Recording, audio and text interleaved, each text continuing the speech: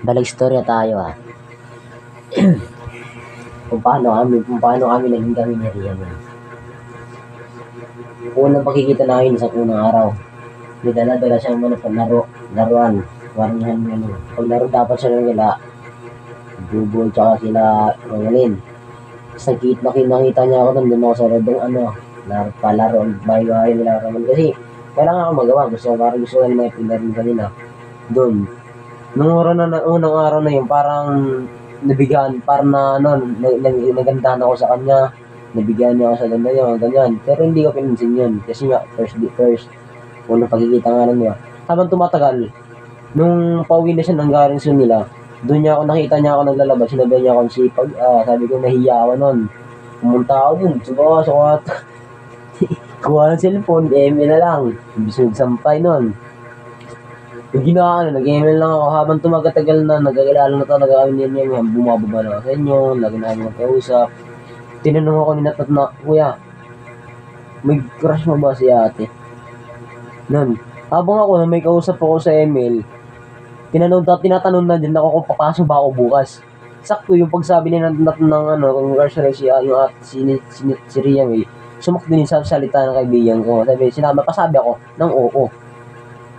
Hindi simula yun. Doon nagsimula yun. Pero, wala rin ako nagawa. Gusto ko rin lumamin. Tinanggap ko yun. Doon nagsimula yung lahat. Habang doon, nagkasama kami. Hindi ko talaga makakalimutan. Yung panahon talaga ng New Year. Sobrang saya ko noong New Year na yun.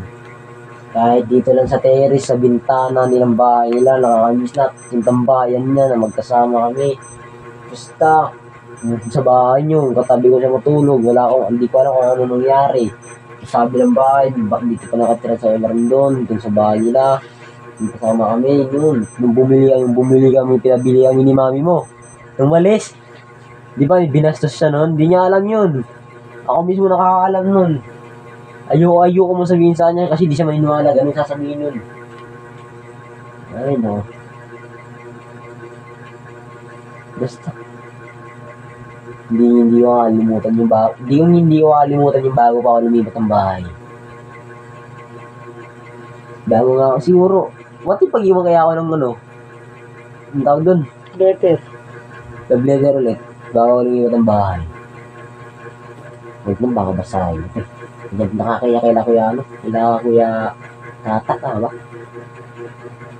Hindi mo ako May nalilipat talaga kayo? Pag-uwi dito yung dami. Baga nga lumipat, gagamo na ka ng kaya. Marunong naman siguro siya magbasa, di ba? Sino nga? Hindi ko makalimutan yung panahon na yun. Hanggang sa umabot, nagkausap, nagka-video call. Hanggang sa umabot na nagkaroon kami ng tawagan hanggang ngayon. Sobrang saya ko nun. Kahit ngayon, masaya ako kahit galit sa akin siya. Di ba rin ako wala sa isip niya. Siguro masarap tuloy nun yun.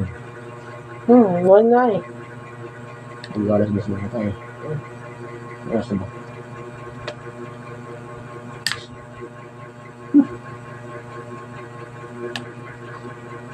Bukas ko yung email ko alas 2 na nga eh. 54.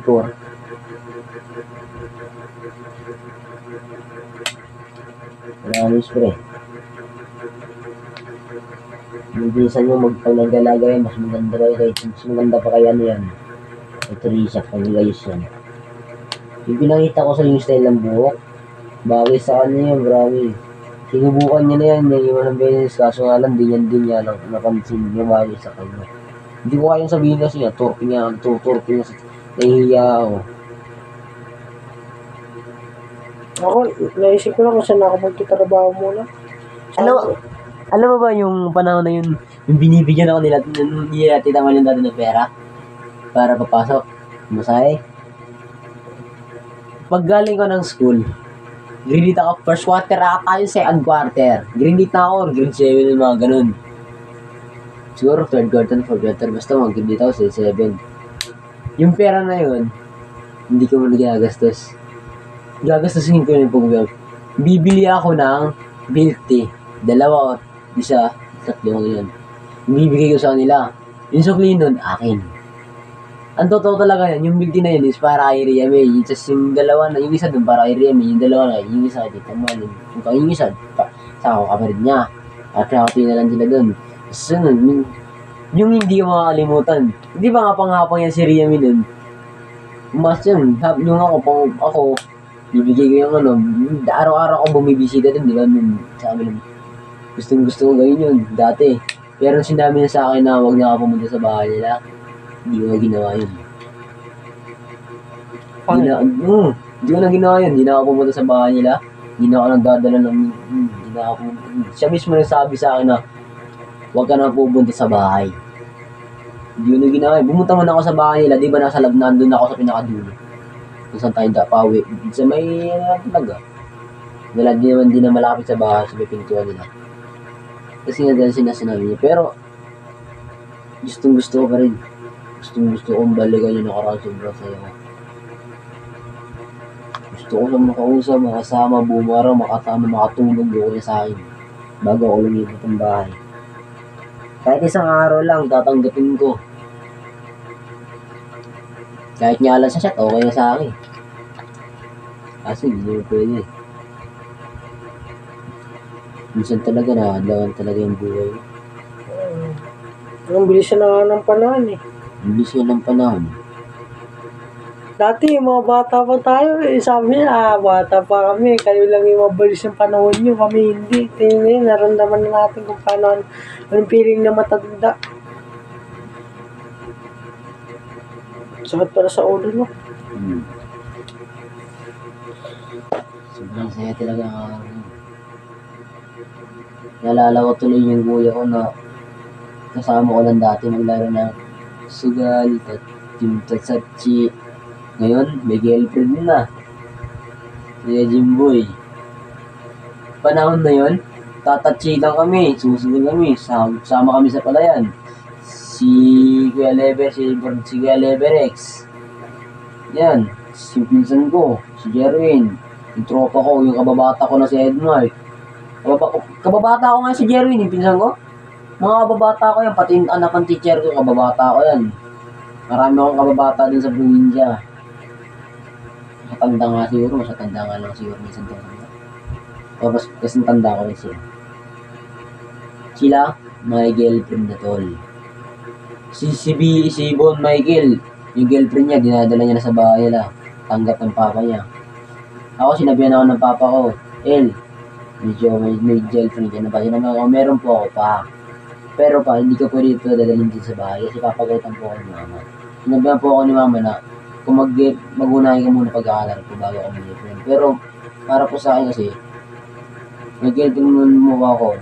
Pero focus din po ako sa pag-aaral ko. Pag nasa school po, nag-aaral. Pero pag sa bahay po, tapusin ko muna yung mga assignment ko bago ako makapag-usap sa kanila. Ginagawa ko yan pero hindi ko na. Wala lang, hindi ko nakasa-usap. Ito lang hindi mo alam, pre. Kilala ni Papa si Riam. Kilala na talaga ni Papa si Riam. Simula nung nakausap ko yun. Tumawag sa akin yung ninong ko. Kinausap ko kay Papa. Tinanong ko dun simula. Pa, tinamo to pa. Girlfriend ko to pa. Pinakilala ko yun. Nung panahon na yung tatawag yung pinsan ko, kaibigan ko. Nandito sila. Nung pumunta pa siya dito araw-araw. Gusto ko sana siyang ipakilala eh. Kasi nahihiya siya. Hindi natulog. Kasama na lang dito si Papa. Baka pang 8,000 na dun eh. Nahihiya siya.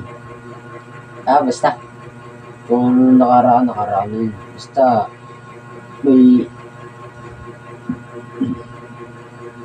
Minsan talaga. Hindi talaga na. Basta. Yun. Basta masaya ako. Maghihintay ako hanggang sa mga graduate ako. Hanggang sa mga graduate siya. Ang tanong, kung magiging kami ba talaga sa dulo? Yun ang malaking tanong. Para sa akin kasi, kaya ko tanggapin yun na maging kami talaga ng dulo. Kaya kong hintayin yun. Pero kung siya, kaya niya ba? Yun ang mahirap. Mahirap talaga. Siyempre, babae siya. Mahirap talaga yun. Yung mga babae pa naman, mabilis rin ma-inlove sa mga iba. Hmm. At lalo na ang mga lalaki talaga. Sa madaling salita, sa opinion ng mga lalaki nga naman, tayo. Sabi nga natin, kaya kitang ipagtanggol sa taong sa taong hindi mo gusto, sa taong